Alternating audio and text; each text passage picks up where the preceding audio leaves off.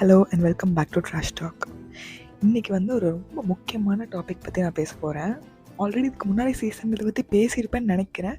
But இதை பற்றி எத்தனை தடவை பேசினாலும் பத்தாது, அவ்வளோ முக்கியமான டாபிக் இது.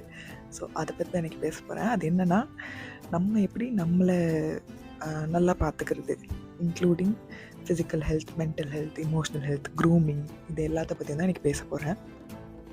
நம்மலாம் வந்து ஒரு நார்மல் தமிழ் ஹவுஸ் ஹோல்டில் வளர்ந்துருக்கோம் அப்படின்னா, நம்ம படிப்புக்கோ இல்லை நம்ம வேலைக்கோ கொடுக்குற அந்த இம்பார்ட்டன்ஸை நம்மளோட ஹெல்த்தோட கேருக்கு பெருசாக கொடுக்க மாட்டோம்.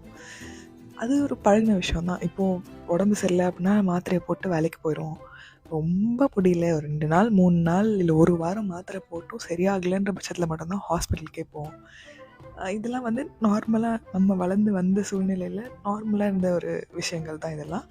அப்படி தான் நம்ம இப்போவும் இருக்கோம். பட் அப்படி இருக்கிறது ஓகேவா? ஸோ என்னென்னா, நம்மளோட ஃபிசிக்கல் ஹெல்த்துக்கும் சரி, மென்டல் ஹெல்த்துக்கும் சரி, க்ரூமிங்க்கும் சரி எப்போவுமே ஈக்குவலான இம்பார்ட்டன்ஸ் கொடுக்கணும். ஃபிசிக்கல் ஹெல்த் இந்த சென்ஸ் என்ன மீன் பண்ணுறேன்னா, எப்போவுமே நம்ம ஃபிசிக்கல் ஆக்டிவிட்டி ஏதாச்சும் பண்ணுறோமா, நமக்கு தேவையான அளவு தூக்கம் இருக்கா, தேவையான அளவு நியூட்ரிஷன் இருக்கா நம்ம சாப்பாடில். மோஸ்ட்லி நம்ம வீட்டிலலாம் வந்து சோறு, ஏதோ ஒரு குழம்பு ஒரு ரசம் வித் ஏதோ ஒரு பொரியல், கொஞ்சம் சோறு தான் வந்து குவான்டிட்டி அதிகமாக இருக்கும். இது எல்லாம் கொஞ்சம் கொஞ்சம் வச்சு அந்த சோறை சாப்பிட்றதுக்கு ஏதோ ஒரு சைட் டிஷ் அப்படி தான் சாப்பிடுவோம். பட் அந்த ப்ரோட்டீன் கண்டென்ட் வந்து தேவையான அளவு இருக்கா, ஃபைபர் கண்டென்ட் வந்து தேவையான அளவு இருக்கா, ஃப்ரூட்ஸ் வெஜிடபிள்ஸ் தேவையான அளவு சாப்பிட்றோமா அப்படின்றத வந்து ரொம்ப நோட் பண்ண மாட்டோம். பட் அது சின்ன வயசில் ஓகே. பட் ஒரு 20 வயசுக்கு மேலெலாம் ஆகுறப்போ எல்லாமே பார்த்து பண்ணணும். பிகாஸ் நம்ம ஸ்டார்டிங்லேருந்தே ஒழுங்காக பில்ட் பண்ணிட்டு வந்துட்டோன்னா பிரச்சனை இல்லை. பட் ஏதோ ஒரு பிரச்சனை வந்துருச்சு, ஒரு பிரேக் டவுன் ஆகிட்டோம் அப்படின்னா திரும்ப ஃப்ரம் த ஸ்க்ராச் பில்ட் பண்ணுறது வந்து ரொம்ப கஷ்டம். ஸோ நம்ம நல்லா இருக்க டைம்லேயே வந்து இது எல்லாத்துக்கும் அப்படியே லைட்டாக அட்டென்ஷன் கொடுத்து கரெக்ட் பண்ணிட்டோன்னா ரொம்ப ஈஸியாக இருக்கும். இன்க்ளூடிங் ஸ்கின் கேர் கூட. இப்போ ஸ்கின்னுக்கு சன்ஸ்க்ரீன் போடுறோமா, அடுத்து வந்து சன்ஸ்க்ரீன் மித்துன்னு நிறையா பேர் பேசிகிட்ருக்காங்க. So it goes both ways.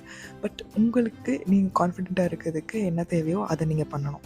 Sunscreen போடுறதா இருக்கட்டும், பேசிக் மேக்கப் கற்றுக்கிறதா இருக்கட்டும், கேர்ள்ஸ்க்கு, பசங்களுக்கு ஹேர் க்ரூமிங்லேருந்து பியர்ட் க்ரூமிங்லேருந்து என்ன மாதிரி ட்ரெஸ் பண்ணணுன்றதுலேருந்து இது எல்லாமே அதை பற்றி கொஞ்சம் படித்தும் தெரிஞ்சுக்கணும்.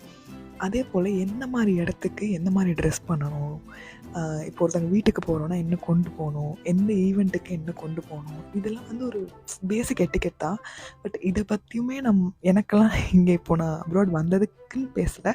பட் ஒரு சில பேசிக்கான விஷயங்களே எனக்கு தெரியல அப்படின்றது அந்த மாதிரி ஒரு கேதரிங்க்கு போகிறப்ப தான் தெரியுது. ஸோ அதுக்கு என்ன மாதிரி இடத்துல எப்படி பிஹேவ் பண்ணணும், எப்படி ட்ரெஸ் பண்ணணும், மார்னிங் ட்ரெஸ்னால் என்ன, ஈவினிங் ட்ரெஸ்னால் என்ன, லைக் பார்ட்டிக்கு என்ன மாதிரி அட்டையரில் போகணும், ஒரு ஃபார்மல் மீட்டிங்க்கு என்ன மாதிரி அட்டையரில் போகணும், இதை பற்றிலாம் தெரிஞ்சுக்கிறது வந்து ஒரு ரொம்ப பேசிக்கான விஷயம். It is not something extravagant, it is a basic necessity.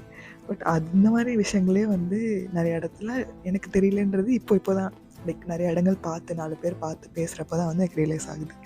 So அந்த மாதிரி விஷயங்கள்லாம் நம்ம எல்லாருமே படித்து தெரிஞ்சுக்கணும். அதே போல் ஓகே, ஃபிசிக்கல் ஹெல்த்தில் ஆரம்பித்து எங்கெங்கேயோ போயிட்டேன். எல்லாத்தையும் மிக்ஸ் பண்ணி லைக் எல்லாமே நம்ம டெய்லி லைஃப்பில் ஒரு பார்ட்டுன்றதால அப்படியே பேலன்ஸ்டாக எல்லாமே உள்ளே வந்துடுது. பிரித்து பேச முடியல. But Jal try to say individually. So physical ஹெல்த்துக்கு ஃபிசிக்கலி ஆக்டிவாக இருக்கோமா, at least weekly 3 times or 4 times ஏதோ ஒரு ஒர்க் அவுட்டோ இல்லை வாக்கிங்கோ ஜாகிங்கோ ஏதோ ஒரு டைப் ஆஃப் ஃபிசிக்கல் ஆக்டிவிட்டி பண்ணுறோமா, நம்மளோட நியூட்ரிஷன் வந்து பேலன்ஸ்டாக இருக்கா, சாப்பாடு நம்ம உடம்புக்கு என்னெல்லாம் விட்டமின்ஸ் என்ன தேவையோ அது எல்லாமே இருக்கா, ஏதாவது டிஃபிஷியன்சி இருக்கா, சப்ளிமெண்ட்ஸ் எடுக்கணுமா அப்படின்றது ஒரு 25 தாண்டிடுச்சுன்னா கண்டிப்பாக பார்க்கணும். அடுத்து வந்து மென்டல் ஹெல்த், ஆன்சைட்டி ஃபீல் ஆகுதா. இப்போது என் ஜென்ரேஷனில் இருக்க நிறையா பேர் ஸ்கூலில் ஓவர் பர்ஃபார்மிங்காக இருந்துட்டு படிப்புக்கு ஏற்ற மாதிரி வேலை கிடைக்காம, வேலை கிடைச்ச இடத்துல ஒழுங்கான சம்பளம் இல்லாமல், லைக் அவ்வளோதான் நம்ம வர்த்தா அப்படின்னு சொல்லி நம்மளே சந்தேகப்பட்டு இம்போஸ்டர் சிண்ட்ரோமில் செத்து இந்த மாதிரி நிறையா பேர் இருக்காங்க என்னோடய சர்க்கிள்லே. அதெல்லாம் தாண்டி நம்ம வெளில வரணும்னா அதுக்கான ஹெல்ப்பை நம்ம எடுத்துக்கணும். நம்மளோட கான்ஃபிடென்ஸை பில்ட் பண்ணுறதுக்கு என்ன தேவையோ அதை ஃபோக்கஸ் பண்ணி நம்ம வந்து பார்க்கணும். We are not like you are not alone if you are feeling that way. We are not worthless. ஏதோ அந்த டைமில் ஹை பர்ஃபார்மிங்காக இருந்தோம், இப்போ வெளில வந்து ரியாலிட்டி ஹிட் ஆகும்போது அது கொஞ்சம் வேறு மாதிரி இருக்குது.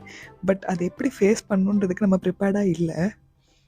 இப்போ இதுக்கு மேலேயாச்சு அதுக்கு என்ன தேவையோ அதை யோசித்து மென்டலியும் நம்ம மென்டல் ஹெல்த்தை நம்ம தான் பார்த்துக்கணும். அதுக்கு தெரப்பி போகணுமா, இல்லை செல்ஃப் ஹெல்ப் புக்ஸ் படிக்கணுமா, இல்லை மெடிடேஷன் பண்ணணுமா, இல்லை நம்மளோட ஸ்கில்ஸை வளர்த்துக்கிறதுக்கு வேறு ஏதாச்சும், நம்மளோட கான்ஃபிடன்ஸை வளர்த்துக்கிறதுக்கு வேறு ஏதாவது எக்ஸ்டர்னல் அடிஷ்னல் கோர்சஸ் அந்த மாதிரி ஏதாவது பண்ணணுமா, அது என்னன்றது ஒருத்தங்களுக்கு like each one has a different NEET.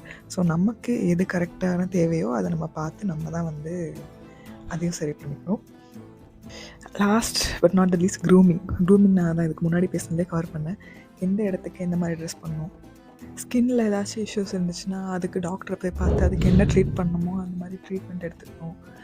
அதே போல் நெயில்ஸாக இருக்கட்டும், ஹேராக இருக்கட்டும், அதை ப்ராப்பராக க்ரூம் பண்ணி எல்லாமே லைக் ரொம்ப ப்ரெசன்டபுளாக இருக்கணும். நமக்கு கான்ஃபிடெண்ட்டாக ஃபீல் ஆச்சுன்னா ஓகே.